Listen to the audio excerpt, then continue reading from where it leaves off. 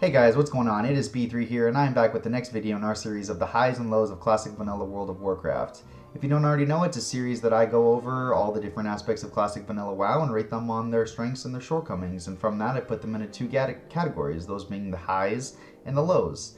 And something I forgot to mention in my last video was that these opinions are completely subjective. They're just something that I've gathered from personal experience, from talking to other people. So if you have differing opinions whatsoever, then no worries, and I'd love to hear about them in the comments below. I'm really excited today because we're going to be talking about Classic Mulgore.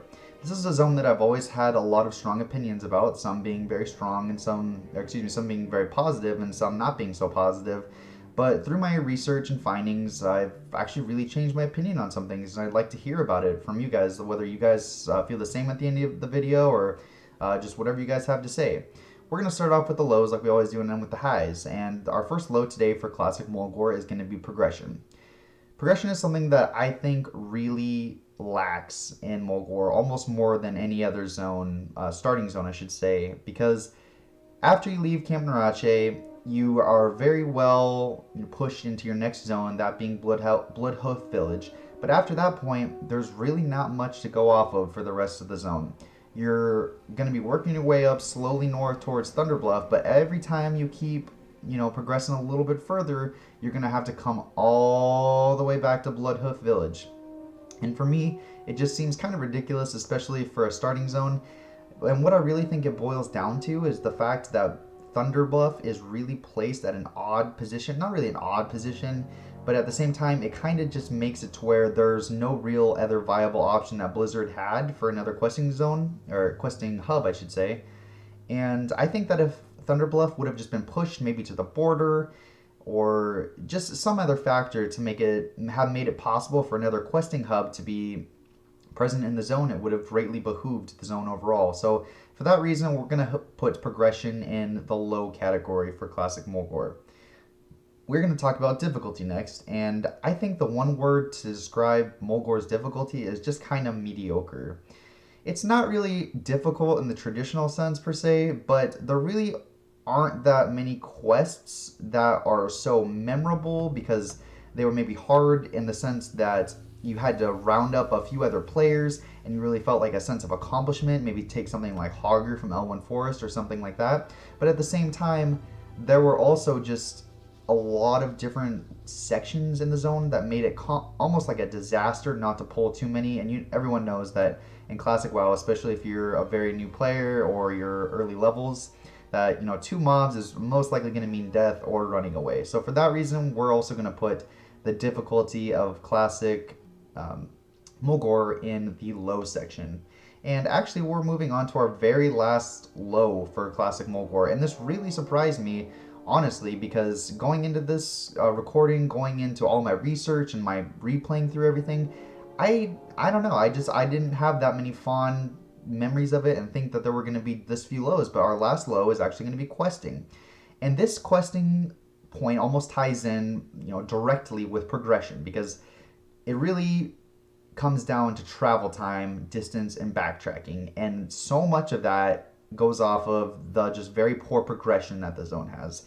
You're going so far all the way north, you're going so far all the way west, east. I mean, you're just going all over the zone so far without honestly enough detail for starter players to be knowing where they're going. If you don't really have your bearing yet, and the quest kind of tells you, go north until you hit a well. Okay, well there's a few different wells in the zone, and all the mobs that you're supposed to be finding, maybe the quest text is leading you to say, okay, we're going to be fighting Ventureco. Stay off the Ventureco people that are around the well.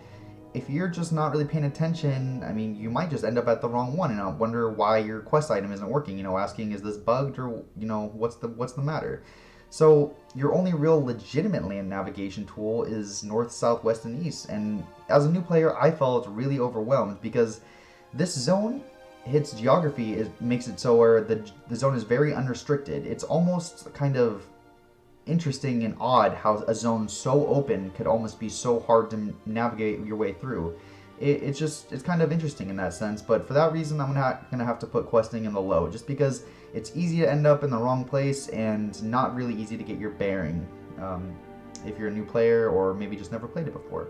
So now we're already moving on to the highs from Mulgore, which is fantastic. I like talking about the good parts of Classic WoW. I don't like hating on it at all. So our first our first high is going to be lore. And I think that Mulgore, almost more than any other zone, it was just coming straight from Warcraft 3, and it just feels so fluid into the next zone. And from Warcraft 3, you know that the Tauren people are nomadic. They're in constant motion as a tribe, just continuously moving, communing with the elements in nature, until they find the protection of Thrall, in which they get kind of a sense of security and safety. And I think this is interesting to note because the Bloodhoof village in Mulgore is the very first permanent settlement that the Tauren have had, where they have felt that sense of security, and they've obviously, it's highlighted. It was done very well from Warcraft 3 moving into World of Warcraft, where they just, didn't forget about it, and they made it clear that, under the protection of Thrall and the orcs, that this is fluid, and you feel like it's just from one game to another, and it's perfect. So, also, I think it's amazing, as it shows in the video right here, that they're able to show, that red versus blue feeling that I always like to talk about in my videos, because after all, this is classic World of Warcraft. Horde versus Alliance versus Horde is like the core of this game more than anything else in classic WoW. It is red versus blue. That's how Blizzard launched this game, with a clear sense in mind. And the fact that they have the dwarves in Mulgore, I think is great. I mean, they didn't have to do it, but they added the addition of the Baeldon dig site, and I think it's really good that they added it there. So overall, I think lore was done wonderfully for Mulgore, and it is going to be at the very peak of the highs in classic Mulgore. Now we're going to talk about mission accomplishment. So this is solid. It's an aspect that's not really discussed all too much when you're in the opening cutscene.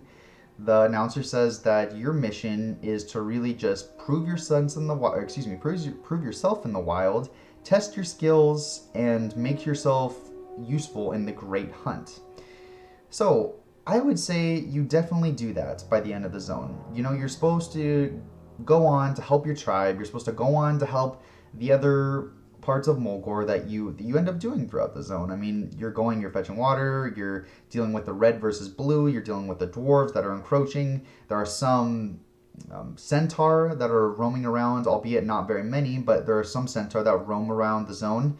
So I would say you definitely accomplish your mission by the end of the zone. Like, hands down, of course you do. And, though it's not hugely impressive, you prove that you are capable enough to carry your weight and a valuable member of the Horde.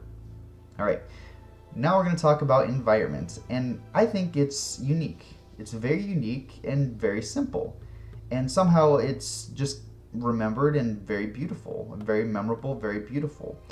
I've kind of touched on this already, but it's just green as far as the eye can see. You're not restricted at all. You can see almost all the way to the other end of the map.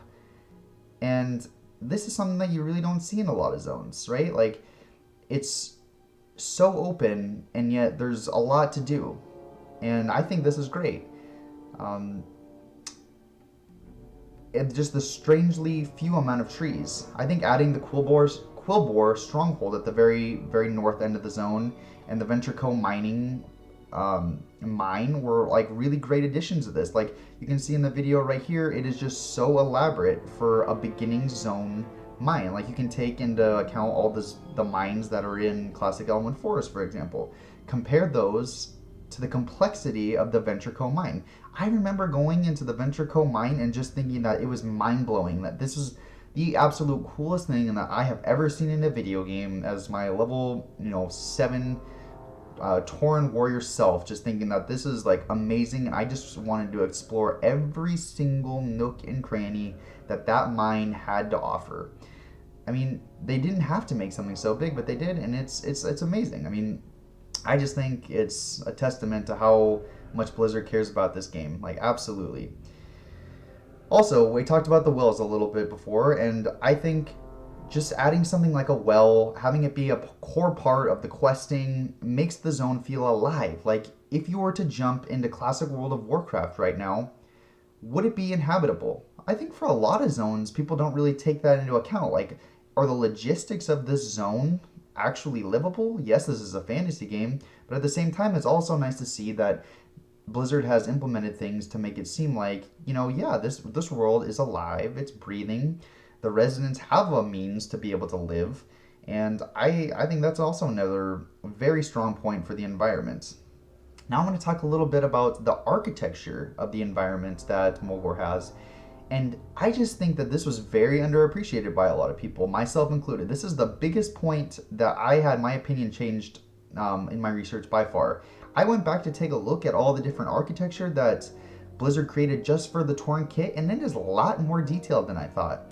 I think that a lot of people just really haven't taken the time to take a look at it. I mean, it's very inspired by Indian Native American culture, and I think it is just something to behold. It's very beautiful, and all the little things from the wells to maybe the turbines go spinning around, everything having a strong nature theme is just, it's great. And I think the environment is also just another very strong point that Blizzard nailed for Classic Mulgore.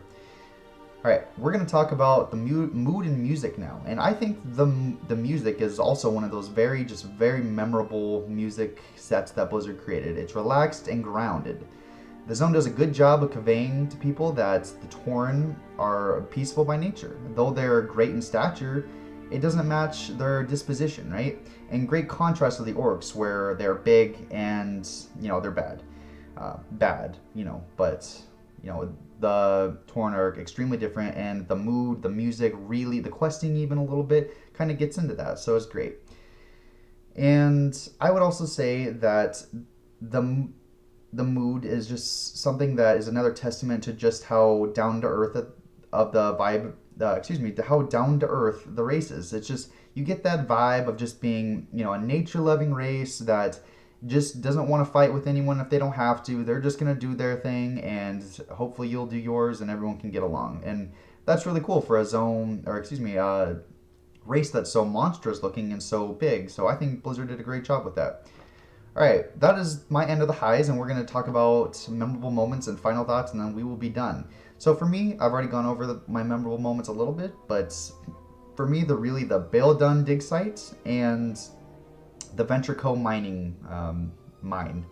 And I just think that as a new player, seeing that red versus blue, I actually thought, this is kind of embarrassing, but the very first time I played through the Bale Dun dig site, I thought those dwarves were actually real other players, and I thought they were RPing, and I didn't know how they made this zone, or they made the mine, they made the dig site, the dam or whatever.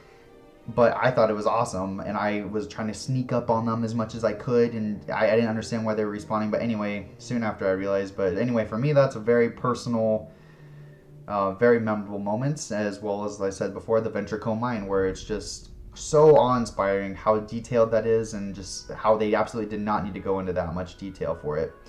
The final one for me is just going to be, like we're about to do here in the video, is climbing the tower or the elevator in Thunderbluff, and just not knowing what's at the top of these giant spires, these giant hills that the giant civilization you can see at the top is. I think that's a great feeling. It's that sense of, I don't know what's about to happen, but I can't wait to see something like that. Awesome. And now we're going to move into final thoughts, our last thing. Before I took a second look, I really didn't enjoy the zone all that much. I didn't even want to do the zone, but someone requested it, so I decided to do it. I was really surprised by the intricacy and detail of the architecture. The beauty of the zone matches that perfectly, and I think the environment does a great job as well of just conveying the nice vibe and the absolute nature that the Tauren have. The synergy from Warcraft 3 to World of Warcraft was done beautifully, and it really ultimately changed my point of view for the race as a whole. But that's all I have for you guys today. I hope you guys liked the video. If you do, please give me a like and subscribe, and I will see you guys in the next video. Bye!